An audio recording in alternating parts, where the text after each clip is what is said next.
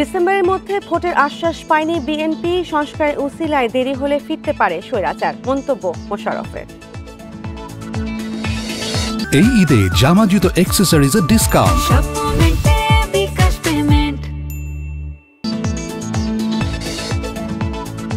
আওয়ামী লীগ আমলের সব নির্বাচন অবৈধ ঘোষণার দাবি এনসিপির, সংস্কার ছাড়া ভোট মানবে না জনগণ, দাবি জামায়াতের।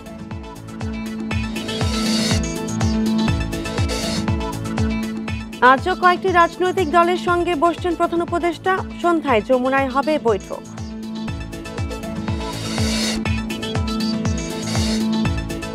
কমিশন বাড়ানো সহ 10 দাবিতে 8 ঘন্টা সারা দেশে পেট্রোল পাম্প বন্ধ, মালিক ঐক্য পরিষদের আন্দোলন।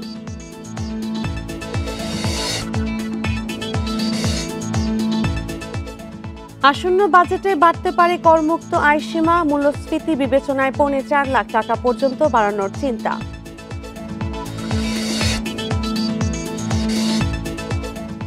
নজরুলের 126তম জন্মদিন আজ, সময়কে জয় করে বারবার প্রাসঙ্গিক হয়ে উঠছেন বিদ্রোহী কবি।